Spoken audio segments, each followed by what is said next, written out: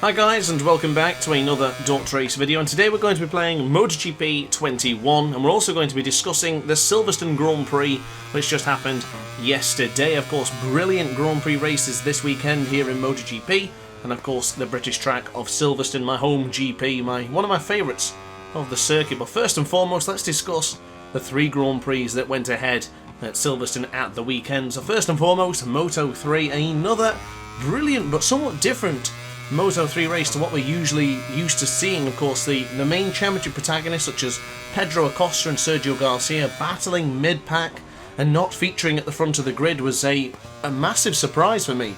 Of course, Romano Fenati absolutely dominant all weekend, from the warm-up, from the practice, the qualifying, and now once again in the race. Romano Fenati winning the British GP with Nicolo Antonelli just behind him by about a second and a half, and of course Dennis Foggia taking the podium once again in a very KTM dominated track, it seems, once again. Of course, the job that Dennis Foggia is doing on board that Honda is very, very impressive. Only two Hondas in the top 10 is really, really impressive. Of course, Tatsuki Suzuki being in 5th position is also another good job from the Honda rider. But your podium finishes from Fenati and Antonelli, and which should have been, in my opinion, Andrea Migno, but unfortunately Andrea Migno having a mechanical issue about 12 laps from the end. Disappointment for Andrea Migno because he needs a good result, the same as Nicolo Antonelli and the same as Fenati as well, because of course Romano Fenati has had a difficult couple of seasons, the past couple of seasons, but it seems to be back to where he used to be, back in that frame and mind of being competitive in the World Championship.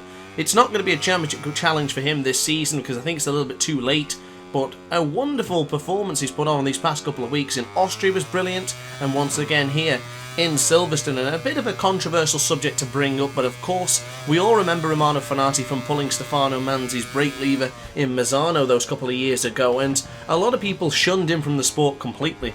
And I was one of the same people, but it's really good to see that he's been given the second chance, and he has taken it, and he has become mature, and he's a very competitive rider now, and much cleaner on the track. He's not chucking it up in the inside of everyone and being aggressive. He's still going around with the outside, which of course is classic Fenny style, but it's a good change to see from Romano Fenati to bounce back from the adversity and the stupidness of pulling Stefano Manzi's brake lever to actually being a very, very good competitive rider in Moto3 who people enjoy battling with. It's rare to say that after someone has done something so egregious on the track, but very, very pleased to see Romano Fenati back in the sport and actually competing at where he should be, because of course he is the most successful Moto3 rider without taking a Moto3 World Championship. And you might be thinking, well, it's time to move on to Moto2, but of course he did move to Moto2 and things didn't go exactly to plan. But of course a big couple of names to mention as well, as I said at the beginning, Pedro Acosta and Sergio Garcia not making an impact at all in this Grand Prix. I do believe that they could have made an impact if they weren't messing around mid-pack. They spent the majority of the race just trying to one-up each other, just constantly going past each other. One makes the overtake, the other one will try and retaliate as soon as possible. In Moto3, it's probably not a good idea unless you're in the big train, and it didn't feature a big train. There was a couple of rides at the front from Fenati, Antonelli and Migno, and after that there was another gap going way back down to Dennis Foggia, Ethan Guevara and Tatsuki Suzuki. Very strange race in the sense of a usual Moto3 Championship race that we usually expect of them being one massive train. Some parts of the track would have 3 riders fighting, the next part maybe 4, the next part maybe 5, and the next part maybe 2. Race didn't go as expected, but nonetheless it was still a great finish, still great racing. Fenati pulled away from Antonelli towards the end, but it looked like Antonelli was going to struggle. Of course, he has got that damaged wrist, and it didn't look like he was going to be able to hang on to the entire duration of the Grand Prix, but he certainly did. But he was almost caught down by Ethan Guevara and Dennis Foggia, who both men were on an absolute charge. Unfortunately enough for Ethan Guevara, finishing 4th, the bridesmaid podium, if you will. You don't actually get on the podium when you're in 4th position, but he was so close, and you better believe a podium is coming to the way of the man on board the gas, but just who knows when. So something to mention as well with the other gas rider, Sergio Garcia, was trying to force Pedro Acosta out of the points, but was unable to do so, and he actually went the opposite way. He went behind and out of the points, and Pedro Acosta managed to claim a couple of points, so Pedro Acosta's championship lead is now only 46 points to Sergio Garcia, which is quite a lot, but it's not if anything happens to Pedro Acosta. It's one crash and a race victory to Sergio Garcia to completely change the balance of this Moto3 World Championship, so who knows what's going to happen. Romano Fenati moving himself up into 3rd place in the championship. Brilliant job for the man who was exiled from the Moto3 community a long time ago. So unfortunately this weekend MotoGP had the schedule change, which I absolutely hate, to be quite honest with you. I believe they do this to incorporate F1, and for quite honestly for me, I don't care about F1 at all. So as far as I'm concerned, the Moto3 race should go first, Moto2 second, and MotoGP third. And of course, because F1 was on or something like that, we had to change the schedule and MotoGP came on after Moto3. But we're going to save MotoGP to the end. But for the time being, we're going to discuss Moto2, and quite honestly, one of the best races in Moto2 this season. It was absolutely fantastic. Yes, as a British fan, we still didn't get our British winner here in the Moto2 class here in Silverstone, but I'm quite okay with that because Remy Gardner, Marco Bezzecchi were fantastic, and they were really pushing each other down to the very end here in the Silverstone Grand Prix. Marco Bezzecchi with a soft option tyre gamble, didn't think it was going to pay off, but it almost did, and he almost beat Remy Gardner, and it was some serious battles up at the front. Just two men going for it 120%. Not so much necessarily as many overtakes, but the pressure they were putting out on each other was quite a lot. It was very entertaining. Remy Gardner's win kind of does cement him as the big championship favourite for this season. I guess we all knew that going in anyway, but this was sort of the big stamp to confirm that Remy Gardner is the favourite for the World Championship. Now, I'm a big Marco Bezzecchi fan, and I really wanted him to beat Remy Gardner as much as I really like Remy Gardner, but unfortunately not able to get the job done. Remy Gardner was just too strong. Brilliant to see Jorge Navarro on the podium as well. So Gardner, Bezzecchi, Navarro on the Boscascura chassis. Pretty great finish as far as I'm concerned. Very entertaining. Lots of moves, lots of overtakes, a lot of thinking and a lot of attacking going on during the race. It's very entertaining. There was not so much carnage going on, which is always a good thing because we want all the riders to make sure they finish, but we did have a couple of crashes compared to the Moto3 Grand Prix. Raul Fernandez was the biggest name, crashing out, and I don't think anyone expects. I do believe he crashed into Brooklands or maybe Maggots, and honestly I was not expecting Raul Fernandez to drop the ball, and he has made the situation very difficult for himself now because Remy Gardner, with Raul Fernandez not claiming any points, that's 25 points to the way of Remy Gardner, and 25 points behind goes Raul Fernandez. That is a massive amount of points in a championship swing with not that many Grand Prix left. Remy Gardner, as I say, very impressive, and just beating his teammate by that sort of level is pretty huge for the World Championship in Moto2. So Cameron Bobier was also a crasher in the Grand Prix, not finishing towards the end of the race. Adam Norradine, good to see him back on the Petronas SRT Kalex, of course, covering for Jake Dixon, as Jake Dixon is in the MotoGP category for this weekend. Stefano Manzi, awful time for the Flexbox HB40 Ponds team. Both Stefano Manzi and Hector Gartho crashing out on separate incidents. Really tough time for the HB40 team. This is a team that was quite honestly favoured as one of the World Championship leaders a couple of years ago with Pol Espargaro, with Tito Rabat, and now they don't seem to be anywhere. It's difficult to watch this team, to be honest, because they used to be so good and now they're not really there. They're a shadow of the former selves, but of course they'll work it round, they'll get back up to there. Hector Gartho is a fantastic rider, and I can say the same for Stefano Manzi as well. And the final non-finisher was Lorenzo Baldassari, finishing out early with a mechanical issue or a injury problem. Didn't actually exactly say what it was, but unfortunately he was not able to compete properly and how he would have liked on board that MV Agusta here in the Silverstone GP. Final thing I want to mention from Moto2 was of course Sam Lowe, our British rider. Big hopes and aspirations for Sam Lowe to do well this weekend, but finishing just off the podium in 4th place was good enough for me. I mean, Sam Lowe is a great rider, and I think finishing in the podium position here in Silverstone would have given him that extra boost and that confidence he needs just to improve his riding style for the rest of the season. But for the time being, great job from Sam Lowe. It was a great weekend for all of our British fans and British riders, but as far as Moto2 is concerned, I guess that pretty much covers all of it, and now it's time to discuss MotoGP. So first things first, well done to Fabio Quartararo winning the Silverstone GP. He is on another level right now on board that Yamaha. It doesn't seem anyone really can take care of that and control that Yamaha like Fabio Quartararo can. He seems to have his own unique style, and he is very, very Lorenzo-esque with the way he's acting on that Yamaha right now. I would give him the props in the sense of Lorenzo was a fan of just taking the whole shot and just disappearing and making the race bloody boring. Although it was beautiful to watch, it was a little bit boring from the neutral fan's perspective. The thing with Fabio is he doesn't mind getting knocked down a couple of positions, maybe down to 4th, maybe 3rd place, 5th place. He'll work his way through and start churning out the lap times after he's made the moves. Now that's probably the biggest difference I would say with the likes of Lorenzo, but for Fabio Quartararo I usually find is if he drops too far behind, then he's going to have a bad time, but if he drops more or less in that podium position still, he's got a great chance of taking the victory. So I think for the rest of the competitors, they have to keep Fabio at bay for as long as possible and try and push him back as much as possible as well. But a great, great result for Fabio Quartararo, and speaking of probably one of the best results of the whole weekend, Alex Rins. Fantastic to see Alex Rins back up there again.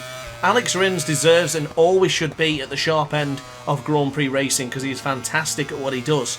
Those crashes this season have just really knocked his confidence for 6, and it's just so silly because I picked him as my World Championship favourite for this season. Of course that is way out now, but at the start of the season it wouldn't be a bad idea to suggest Alex Rins, and now with that confidence we might be able to see Alex Rins at his best and what he would have been at the start of the season if he hadn't have had so many crashes. So major props to Alex Rins for getting the Suzuki on the podium. But the biggest one, the most impressive thing of the weekend is the man on your screen right now, Aleix Espargaro, chucking the Aprilia on the podium.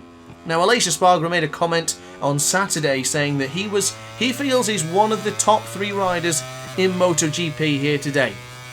I disagree. However, I don't think that's a knock on him, it's just that the level of MotoGP is so high that to be 3rd place in the current level of championship riding, you have to be absolutely impervious. You're going to have to be incredible. It's so difficult to even say who's the best rider in MotoGP today. I guess you could say the man who's leading the World Championship, but who knows, it's so difficult. The talent in MotoGP is unbelievable. So I don't knock Aleix Espargaro for saying he's one of the best riders in the world, because he is. The top 3 best riders in the world, I'm not so sure, but if Aleix believes that and he can turn that into results like this, then I'm happy to say he's one of the best riders in MotoGP as well.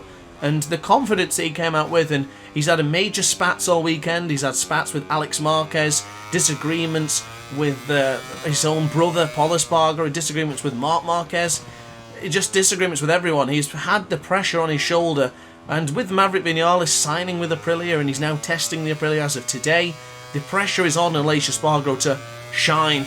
If Maverick Vinales comes in and takes away the glory from Aleix Espargaro, that's not going to do him any favours, but it's good to see he has bounced back with a little bit of adversity brewing. Let's be honest, this team has been improving for years and years and years, thankfully due to the efforts of Aleix Espargaro, Lorenzo Savadori, a little bit from Andrea Dovizioso and Andrea Iannone, and of course Bradley Smith as well.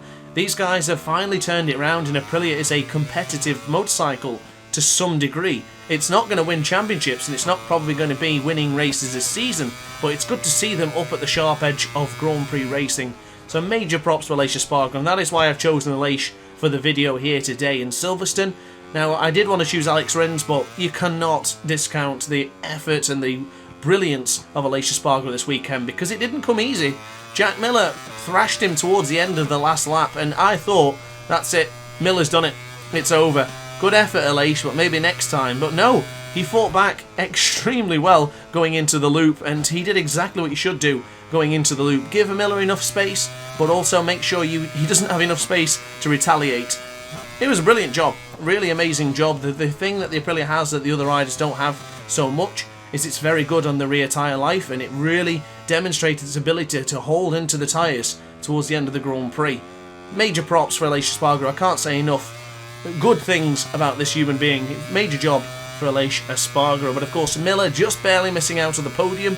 Paul Espargaro, the brother of Aleix, of course, pole position. This has been a wonderful weekend for the Espargaro brothers. Pole position for Paul Espargaro on Saturday, 3rd place, and the first podium in 5 years for Aleix Espargaro as well. Of course, Brad Binder finishing in 6th place, the Austrian Grand Prix winner. I do believe he had to get a massive containment to carry Brad Binder's gems, if you will, his love gems, if you know what I'm talking about. The bravest man in Austria last week, of course. But honestly, a strange race, a very strange race. They're looking at the actual results now and looking back at it and seeing how the race started compared to how it finished. Really bizarre. The strangest things was the conditions on track. You know, things were a little bit cloudy, like you can see on the screen right now, but not cloudy and cold enough to go for a soft option tyre, perhaps. Some riders made the gamble. Rossi made the medium tyre gamble, which didn't pay off at all. Riders were struggling for grip for some teams, and some riders were just thriving with the soft option compounds and cooler temperatures. It was very much a strange one. Very odd indeed. The likes of Pecco Bagnaia, Valentino Rossi, after one of his best qualifyings this season, just went backwards. Just completely backwards. So many riders. Miguel Oliveira struggled incredibly amount as well. Pecco Bagnaia going backwards. Nakagami went backwards. Rossi, as I mentioned, all went backwards. And you're not just talking like 1 or 2 positions. They were losing chunks of time towards the end of each lap. You're talking a 2-minute 2 lap for Rossi, a 2-minute 1 and a bit for Pecco Bagnaia when the rest of them are doing low 2 minutes. Really crazy situation over the weekend for the tyre situation, and it needs to be sorted in some regard, but at the same time, this is racing. This is what happens. And if the tyres aren't going to be good enough, they have to make the gamble. Fabio Quartararo's gamble paid off wonderfully. He went for the soft front and the medium rear, and that paid off extremely well. It paid off for Alex Rins, paid off for Aleix Espargaro. So just Grand Prix racing and its finest. But of course, the incident that most of us were talking about quite earlier on is the incident going into turn 9, the crash between Marc Marquez and Jorge Martin. Now, this incident sort of stemmed off from going into Stowe for turn 7. Martin got up the inside of Marquez and gave him a bit of a shoulder rub right onto his sore shoulder and arm. And I think Marquez, it's hard to say because, of course, I don't know him personally, but it looked like he might have seen the red lines there and the red mist and decide, I'm not happy with that move, Martin, I'm going to have you back into turn 9. And it was a little bit aggressive going up at the inside of turn 9 and taking Martin out. But however, as I said that, I did look on Instagram and I looked at social media, and Marquez was the first man to apologise for the incident going into turn 9, which is very good and honest to see and humble to see, but at the same time, just both men should have really not have crashed here in Silverstone. It was a silly crash, it was a silly mistake from Marquez to dive up at the inside and be so aggressive to Martin, and the same could be said for Martin going into turn 7, giving Marquez that one heck of a whack on the shoulder blade. But that is racing. Rubbing is racing, of course. We see it all the time, and we never will not see it because, of course, the competition and the level of the skill and talent of these guys is just unbelievable, and nobody wants to give an inch. It's the best sport in the world, in my opinion, and we have the best riders in the world competing in it, so we are going to expect things like this to happen. But a very interesting Grand Prix, and the actual crashes were very minimum. Jorge Martin and Marquez were the only 2 fallers of the weekend in the sense of the race, which is happy enough for me. Shout out to Jake Dixon and Cal Crutchlow, our British riders, for competing here in the British Silverstone GP circuit. Valentino Rossi, of course, was splitting the two of them in 18th, 19th and 17th for Cal Crutchlow. Now, of course, as mentioned about the tyre incidents, such as Rossi and Bagnaia struggling, forgot to mention as well the man in second place in the World Championship, Johann Zarco, featured nowhere in the race, absolutely nowhere, and honestly, it was a surprise. I think he qualified 6th on the grid, the second row, and just went backwards. The second the race started, we didn't see anything of Johann Zarco, which is a great shame because the more competitive the championship is, the more tension and the more excitement it brings. And if Fabio Quartararo is going to keep winning races and Zarco is going to go backwards, we're not going to see much of a championship challenge towards the end of this season. So who knows what's going to happen, but all I can say is 3 fantastic races. I thoroughly enjoyed all 3 of them. Disappointed that it got split up with F1, but of course I've mentioned my piece on that one and hopefully I haven't offended anyone with that opinion. But upon that note, I think that's pretty much it for MotoGP. Brilliant racing, brilliant qualifying. Everything was really good this weekend, of course, British GP. Great to see the fans back as well in full attendance. Sad to say I couldn't go this year, and it hurts because it's the last Valentino Rossi race in Silverstone we're going to see. But who knows what's going to happen in the future. And a bit of talk as well, Andrea Dovizioso coming back for the rest of the season to cover for the absence of Maverick Vinales. They're promoting Franco Morbidelli up from the Petronas SRT team up into the factory team, and Dovizioso on the Petronas SRT Yamaha from Misano onwards. So that's going to be it from me, guys. Have a look at my lap times on the screen if you want to compare and maybe set yourself out a bit of a challenge on board this Aprilia with Aleix Espargaro, but that is pretty much it. I hope you enjoyed this little bit, sort of a podcast, if you will, of just listening to me ramble about the race recaps of MotoGP. I very much enjoy doing these, and I hope you enjoyed it too. So if you did enjoy, hit the like button and subscribe, and also leave me some comments down below so we can have a chat in the comments section. But upon that note, guys, thank you very much for watching as always. It's been a pleasure. Like, comment and subscribe, hit the notification bell, and I will see you next time. Ciao for now. Oh hi, didn't quite see you there. Good to see you're still here. If this video didn't quite set your appetite, then why not watch some more DrAce content by clicking the video shown on screen now. Furthermore, if you would like to follow me on social media, you can do so now with the links down in the description. Consider subscribing so you don't miss a single DrAce video.